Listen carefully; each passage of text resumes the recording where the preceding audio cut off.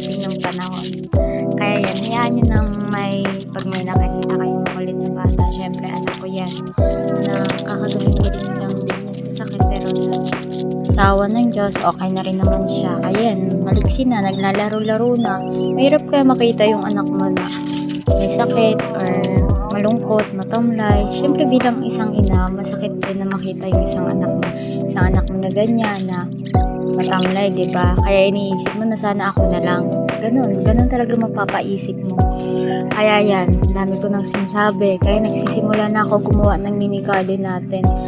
Mainit-init pa yan kasi syempre, diba, nakita niyo naman kanina, dyan ako kanina nagsalang ng may init na tubig. Yes po, mainit na tubig po kanina yung laman ng kaserola na yon para panligo ng anak ko. Uy, hindi yung mainit na mainit ha. Syempre maligamgam yun. Kaya yan, yung lupa na inaano ko medyo mainit-init pa. Kaya nagsisimula na rin ako dyan magtanim ng sibuyas, tsaka mamaya may sili. Hindi ko na napakita kung paano ko itinanim. Syempre alam niyo na rin yun, ibabaon sa lupa, gano'n. Tsaka isa pa, mas maganda talaga na may tanim ka. Syempre, once na tumubo na yan, may aanihin ka. Diba?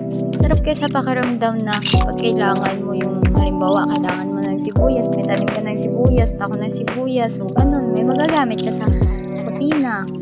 Kaya din yan, mas maganda talaga, malaking tulong din po pagdating ng panahon. Pagdating ng panahon.